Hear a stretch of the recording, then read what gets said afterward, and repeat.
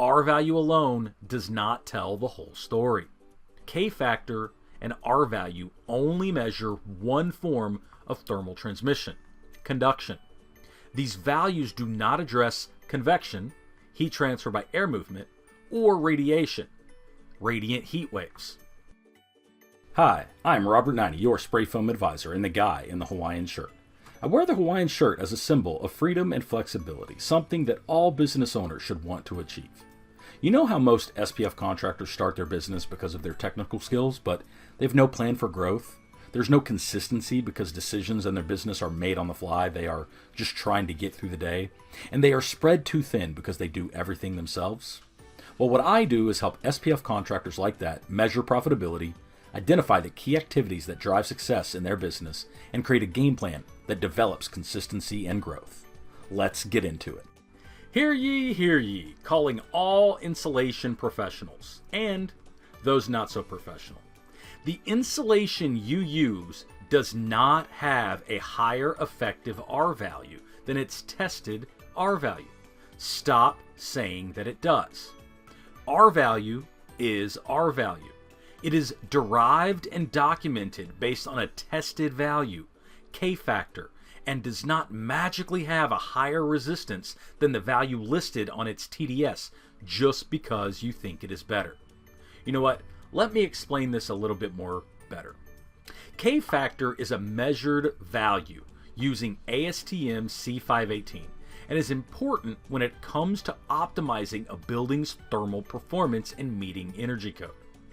K factor is a material's thermal conductivity, measured as the amount of heat that passes through a thickness of material per unit area in 1 hour if the temperature difference between the hot and the cold side of the material is 1 degree. So, the lower the K factor, the better the thermal performance. To put units to it, it is the number of BTUs that would pass through 1 inch of spray foam material per square foot in 1 hour if there was a 1 degree Fahrenheit difference between the hot side and the cold side of the foam sample. This is how it is tested in a lab. While K factor is the measured value, most of the construction industry works with and refers to R value. R value is thermal resistance and is the inverse or opposite of thermal conductivity, K factor. R value is the amount of heat that does not pass through a thickness of material per unit area in 1 hour if the temperature difference between the hot and the cold side of the material is 1 degree. This is thermal resistance. So the higher the R value, the better the thermal performance. When it comes to the building industry, one hitch to all of this performance business is that K factor and R value only measure one form of thermal transmission: conduction. These values do not address convection, heat transfer by air movement, or radiation, radiant heat waves. R value alone does not tell the whole story. R value of an insulation can be derated based on poor application. This is where effective R value comes into play. Insulation is designed to be installed so that it is in contact with an air barrier on all 6 faces of the insulation. So if fiberglass or cellulose is not installed properly, it is not uniform, it has gaps and voids, it can be derated, meaning its effective R value would only be a fraction of the listed and tested R value if this derating occurred during an inspection. This is a little different for spray foam insulation because the insulation is an air barrier. In a stud wall cavity, the insulation does not have to contact the inner face of the cavity because the insulation is already on the same plane as and is already in contact with the air barrier because the insulation and the air barrier are the same material. And by implementing an air barrier solution in contact with the thermal insulation, spray foam can reduce a structure's convection heat transfer load and provide a thermal benefit that is not captured in R value. Additionally, spray foam insulation can also have an impact on radiant heat transfer and the associated radiant loads. Have you ever wondered why a traditional vented attic temperature could easily be over 120 degrees Fahrenheit when it is only 90 degrees Fahrenheit outside? This is primarily due to heat radiating off of the superheated roof deck to the inside of the attic. Under the hot sun, a black shingle roof could easily exceed 150 degree Fahrenheit surface temperature, and as the heat conducts through the roof deck, the interior roof deck surface might get close to 140 degrees Fahrenheit.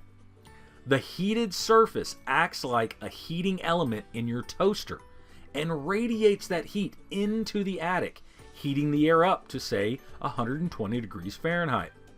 By installing spray foam on the underside of this roof deck, just like turning off your toaster, you can change the temperature of the interior radiant surface. The new radiant surface is the exposed surface of the spray foam. And rather than being 140 degree Fahrenheit like the exposed roof deck was, it will be closer to the interior conditioned temperature, around 80 to 90 degrees Fahrenheit, thus having a tremendous effect on the radiant heat transfer load. Overall, spray foam can address all three forms of heat transfer. Conduction, of course, with its tested and documented K factor and subsequent R value. Convection, because of its air barrier qualities. And radiation, because the temperature of the exposed radiating surface is significantly lowered. This is why spray foam outperforms other insulation materials, not because of some magic effective R value that trumps the material up to be more than what it actually is, but because spray foam can fundamentally, scientifically have an impact on all three forms of heat transfer. So, what do you do to show a difference between spray foam and other insulation materials? Talk overall thermal performance. Talk effective thermal performance, not effective R value. Hell, walk them into an attic that you have insulated with spray foam and show them the difference. Now you have something that you can hang your hat on, something tangible. And when it comes to analysis in the building code, consider energy modeling software that allows moving the air handler and ductwork into the building envelope, that allows reducing duct leakage to a minimum now that it is within conditioned space, and that has an input for building leakage rates or natural air changes per hour. These are the advantages and benefits of using spray foam. Use them to your advantage. If you found this video helpful, then it would probably be valuable to your friends in the spray foam industry. So help us all out and send it to 3 or 4 people that you know. Additionally, if you have any questions, want info on a specific topic, or want to learn how Spray Foam Advisor might be able to help you or your business, you can email us at questions@sprayfoamadvisor.com.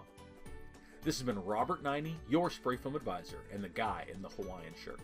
Thanks for checking this out, and catch me on some more videos.